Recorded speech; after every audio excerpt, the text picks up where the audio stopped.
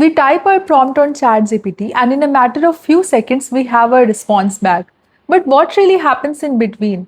I'm sure you have heard about LLMs, but if you didn't know, ChatGPT itself is not an LLM, but rather it's an application which is powered by an LLM in the backend. And so when we type our prompt and before we get our response back, there are a number of layers in between through which our prompts goes through. First of all, the application layer of ChatGPT itself does a number of processing before the prompt goes in through the next layers. It basically enriches our prompt by doing a number of things such as including the conversation history, managing the context itself, and handling any kind of user uploads, and also taking into account any kind of user personalization for their chats. And the next step here is basically security checks and the guardrail layer, where the prompt goes through a number of different evaluations to identify and filter out any unsafe, harmful, or policy violating content from the prompt. Once the prompt passes the security checks, it goes through the infra layer, where essentially the prompt passes through a load balancer that is basically responsible for managing the request and deciding which of the machines to route our requests to. Next comes the GPU layer, where the actual computation happens. LLMs are far too computationally expensive to run on CPUs alone, and so they run on clusters of powerful GPUs. These GPUs perform billions of matrix multiplication in parallel while also managing the memory efficiently in order to hold model weights and the different caches required. And now with the GPU providing the required compute power, our prompt finally reaches the AI engine. And in this video, I intend to focus on everything that goes into this layer.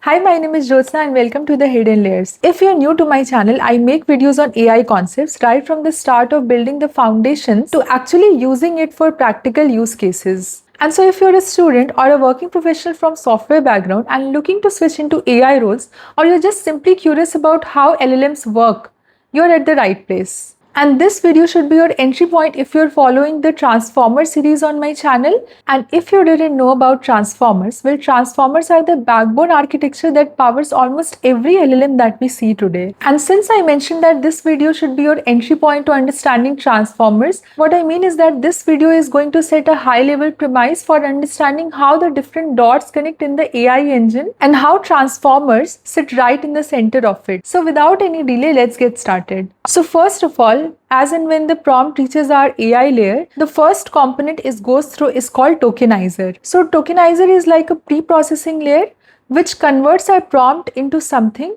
which the LLM can process. So let's understand through an example. Suppose we have this sentence, and now since LLM cannot read the sentence directly, we need to convert it into numerical IDs which can be fed into the model. I have made a very detailed video on how the sentence is broken down into tokens in my video on tokenizer, which is split into two parts. So you can go and check that out to get a deeper understanding. But coming back to this, as the tokens are created, they are converted into their numerical ID mappings. So let's call this sequence of input token IDs as our input sequence, which now finally enters into transformers. And here is the model architecture for that. And if you already knew about transformers, you must have definitely come across this architecture as it's taken from this paper, Attention is All You Need. And if you aren't familiar yet, I strongly recommend that you should read this paper in detail. Also, this transformer series is essentially breaking down every building block of the transformers. And so you can also follow this complete series to get a complete understanding of the topic. Now the input sequence enters the transformers layers. As we can see here, it's divided into two major blocks. The left one is called an encoder and the right one is the decoder. The encoder block is mainly responsible for converting our sequence of tokens into continuous representation of the prompt as a vector, which actually carries the meaning of the sentence or the prompt. And the decoder generates the output sequence. It attends to both the previously generated tokens as well as the encoder's output in order to do so. And this encoder-decoder design is very ideal for tasks like translation, where one sequence is converted into another. However, ChatGPT is built on a model that only uses the decoder part of it, because its goal is simply to predict the next token based on the text seen so far. It doesn't need an encoder for that. So in a more intuitive way, we can think of a transformer as a stack of identical processing blocks where each block gradually understands the meaning of the text better than the previous one. And while there are many computation happening inside, we can break the entire transformer into few simple building blocks. So let's understand each of these components one by one. So here the entry point is the embedding layer. As we saw that the tokenizer basically converts our prompt into a sequence of token IDs, this layer takes it as an input and converts the input into embeddings. But why do we even need embeddings? The reason is simple.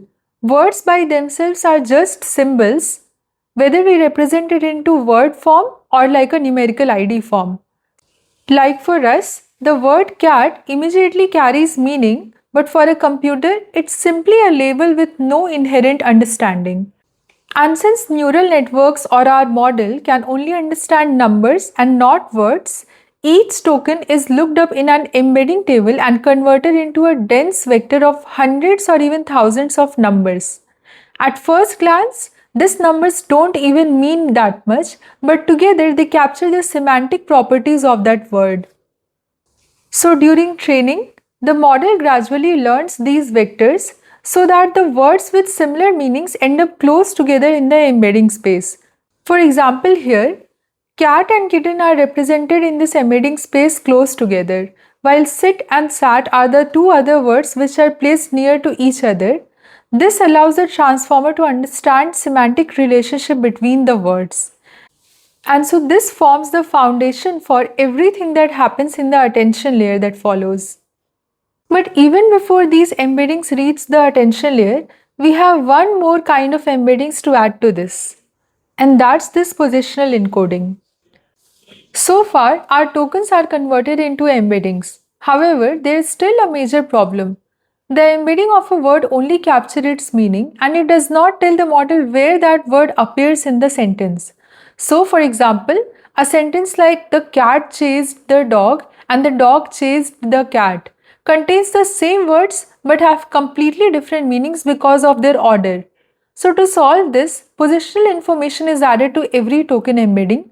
This allows the transformers to understand the sequence of words. There are different ways to add this positional information in the embeddings, but the simplest of all is using the sinusoidal waves. However, modern GPT models follow some more advanced techniques like rotary positional embeddings. We will see all these things in detail in a dedicated positional embedding video. But on a high level, it basically enriches our embeddings by adding the positional information to the tokens. And so now comes the most important part, the attention mechanism. So the core idea is surprisingly simple.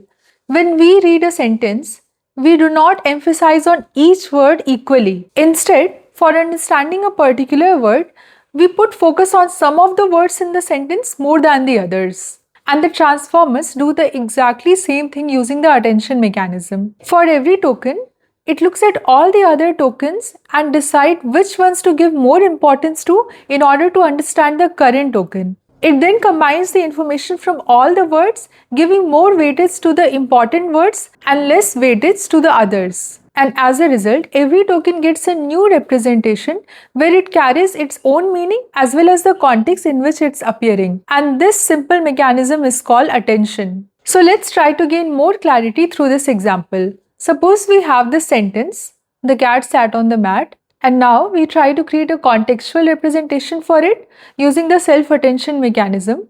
So first of all, let's keep in mind that each of these tokens have their own word vectors which were created from the embedding layer. And so we use all these word vectors to decide the representation for our current word. And so self-attention provides a way to do this. It basically does the weighted sum of each of these word vectors. And the weights here are calculated by comparing the similarity between two different kinds of vectors called key and query, which are projected by each of the token. This is something which we are again going to cover in its own dedicated topic for attention.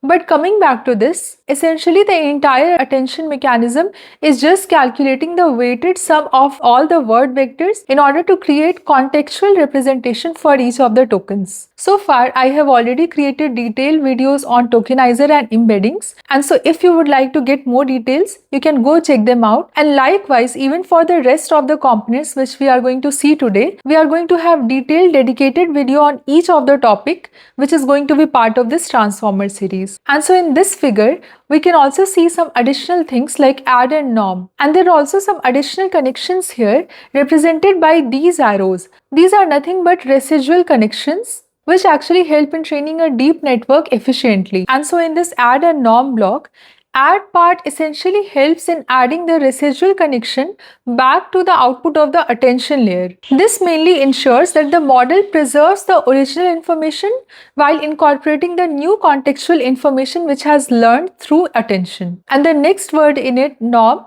basically means the layer normalization. This is mainly employed because the values which come out of each layer can be very different in the scale. So in short, residual connection helps in keeping the original information intact while also learning new information, and the layer norm keeps the training process stable. And then the output from this layer is passed to the feed forward network for further processing. So at this stage, every token already contains information gathered through the rest of the sentence through attention mechanism. And now the role of feed forward network is to further refine the representation.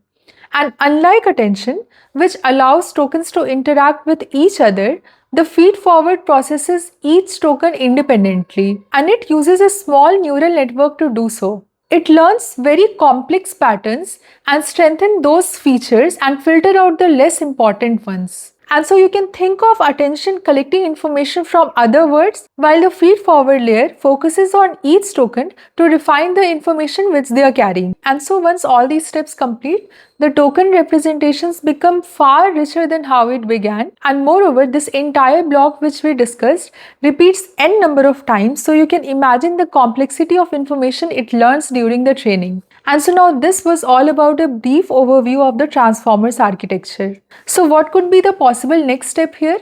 Yes, that's generating the output tokens for our input prompt. So at this point, the transformer has processed everything that came before and produced a final hidden vector for the current position. You can think of this vector as the model's understanding of what should come next. In our example here, this vector contains many numbers as you can see, but these numbers aren't words yet. So how do we return this vector into the next token? First of all, we pass it through a linear layer. This layer projects the hidden vector into a space of the model's vocabulary size. So if our vocabulary contains, let's say, 1000 different tokens, we get 1000 numbers, one score for every possible token. So these scores are called logits. At this point, we do not have the probabilities yet. We then apply another function on top of it to get our final probability distribution over all the tokens present in the vocabulary. So in other words, softmax converts these scores into probabilities where all the probabilities add up to 1. So now we can essentially say that model thinks that cat should be the next generated token with a probability of 5%, while mat stands at the probability of 68%. And since all the other tokens has lesser probability than this, we can choose mat to be the next generation token. And that's it. The model has generated one token. But here's the important part. The process does not stop here. The newly generated token is added to the sequence and the model runs again to predict the next token. So, generation becomes an iterative loop here. We start with a sequence or a sentence, and each token present in the sequence gets converted into its respective vector. And then the transformers based model processes it and produces the probability distribution over each token present in the vocabulary. And so this is how, at a very high level, LLMs turn all the internal computation into the text that we actually see on the screen.